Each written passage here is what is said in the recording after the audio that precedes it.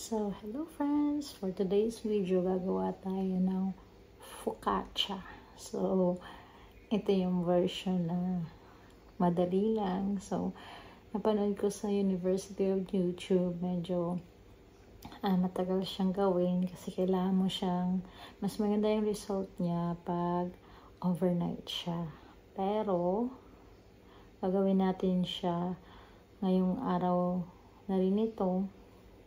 Hindi natin siya papa-overnight. So, let's see and let's try. And then, let's do it. Let's make focaccia.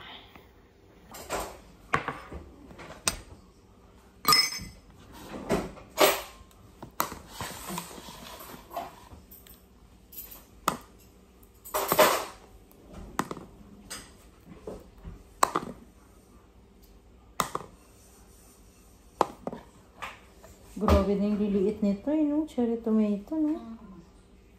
Sa atin may ganito rin, pero super mahal sa, Balintawak. Actually, sa Balintawak, halos lahat ng, meron. Meron na rin yung choy sam dun, te. Yun yung maganda dun sa Balintawak. Kasi parang, yung may seeds na, tapos, may cherry tomato, may mga iba-ibang kulay, dilaw, ganun din. Pero, yung kilo, 600, 800. Di ba parang, what? Magkamatis ka na lang na malaki, tapos hiwa-hiwain mo. Yung kamatis ng malaki, pag pupunta ng Balintawak, yung pinipili ko, yung mga cucumber, di ba mayroong mga depekto? Yung mga tabi-tabingi, ganon. Kasi mura lang kilo noon. Parang bibenta lang nila ng 25 kilo. Samantalang pag yung mga magaganda, 60, 80, Tapos pipili lang ako dun sa kahit yung sa mga kamatis, yung mga maliliit, yung mga pipiliin ko. Kasi,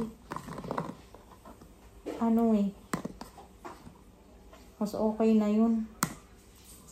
Ganon din naman. Hihiwain mo rin naman Binili kong $10 na prutas. Hanggang sa balat lang naman din yung apple. Oo, crunchy. Yung apple ko nga nandun sa freezer. Titignan ko kung may pa. Kakayanin niya pa. Gagawa ko ng apple crumble.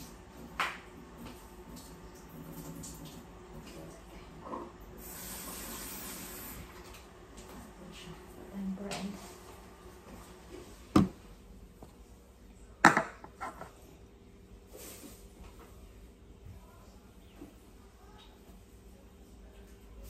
Butas na sir, yung Yung nilagay mong foil dito, yung binabad mo. May butas na kasi ang daming ko dito kanina kaya binabad ko dito. wala na, tinapon ko na rin kasi parang hindi rin siya nakaano.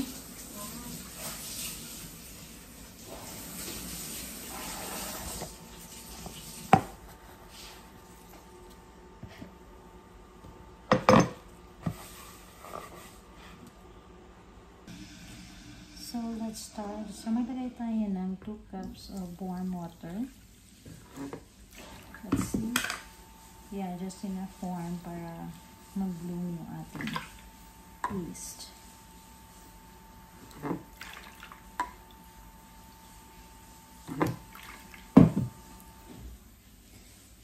And then, we put like 1 tablespoon of salt.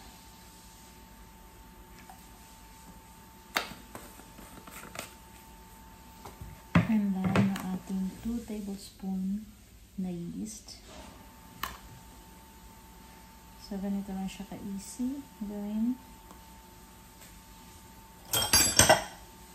Then, let's mix.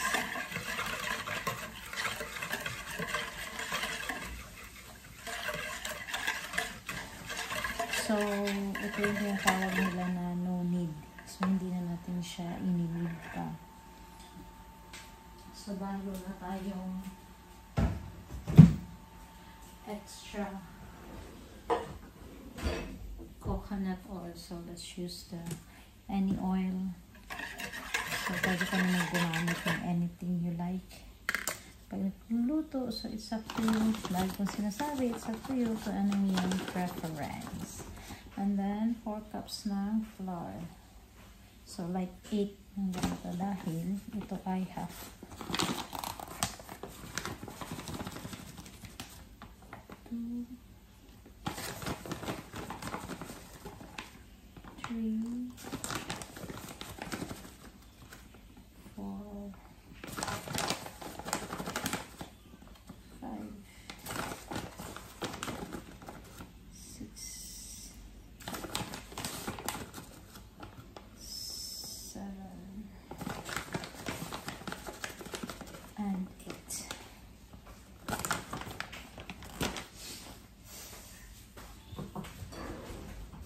Ay, pala siya. Yung aking spatula. So, lumiksan natin siya.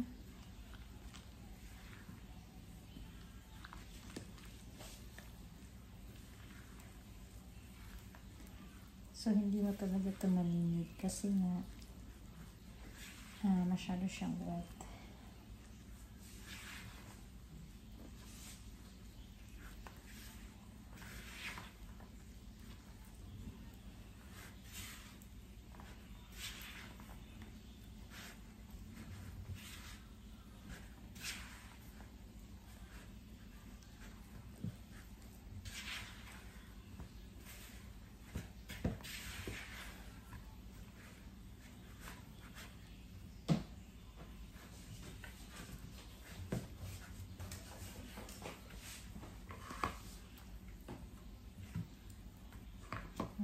Wet siya.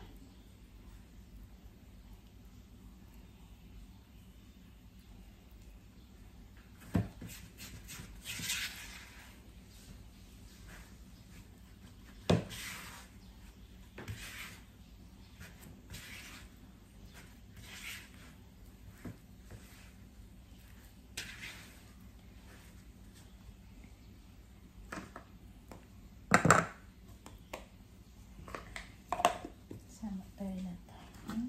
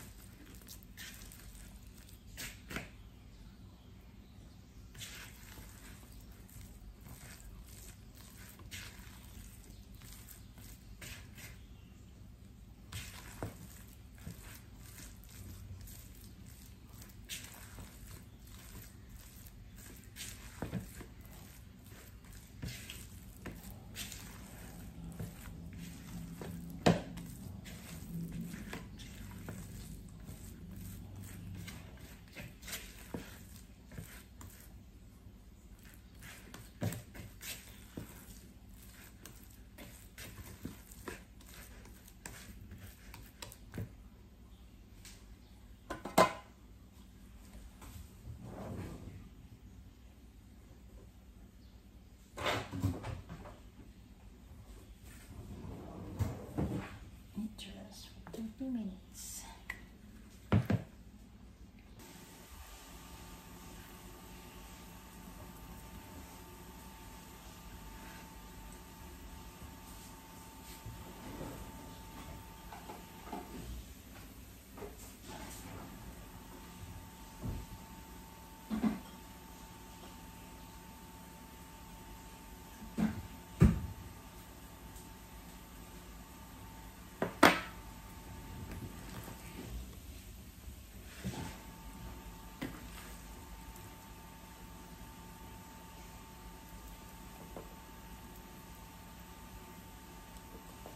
Hindi ka rin mahilig mag-cutex. Pagdating sa katawan, hindi ako masyadong. Pero sa Pilipinas, marami kasi akong cutex, dala ni ante. Pero linggo-linggo, palit-palit din ako eh. Talaga? Ngayon naman eh.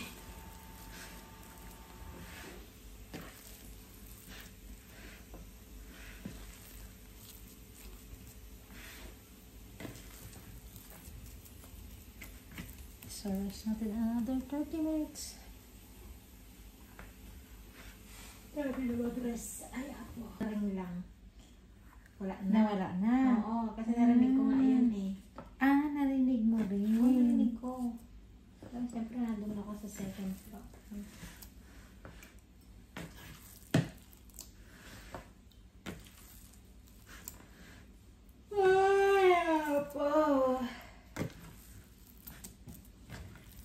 Ano oras na yun? 8 o'clock na ba yan? Oo, sakto. 13 Hindi minutes. makapasok. Malapit na kami makauwi. Isisit pansit. So, ayan, konti lang yung mga bubbles niya. Pag overnight to, mas marami pa siyang bubbles. Pero nagmamadali tayo. Lutuin na natin siya. Yan ang problema pag nagmamadali. So, hatiin natin siya sa 4 kasi ito lang yung aking lagayan.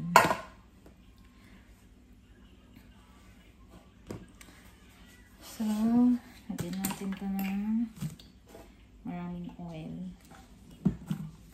para hindi siya tumusok. Then, kukuha lang tayo ng portion dito.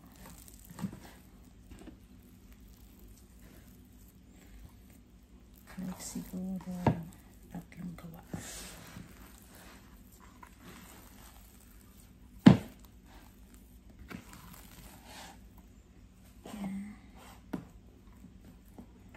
Let's see, 2.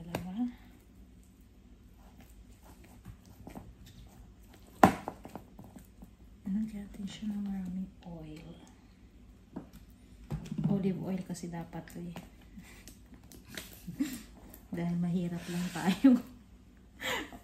Mahirap version.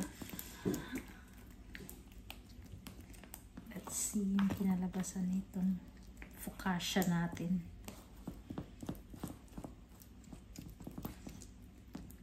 Focaccia. And then cherry tomato.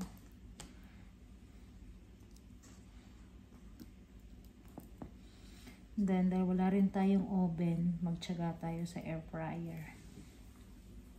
Then, lalagyan lang natin itong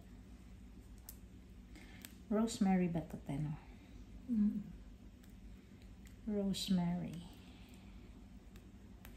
Yung rosemary naming namatay na.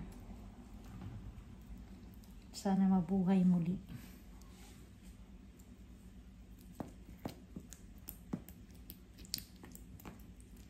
So, ang saya pala nito. Tingnan din natin kung masaya na siya pag naluto na siya. Yeah. So, ito, tatapan natin lang ito ulit para umalsa pa siya. Lagyan pa natin yung cherry tomato.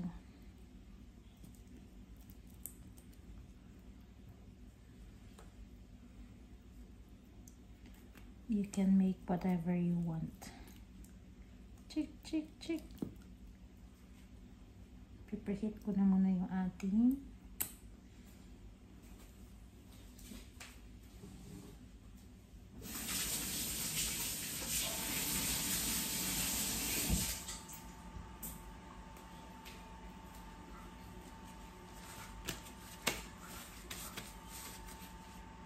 ayan, dito lang natin siya lutuin sa ating air fryer dahil tayo ang nagawang version. So this is it, luto na siya, and then let's try. Nasa dyan ang hindi pa tayo? Yeah. Look at that inside.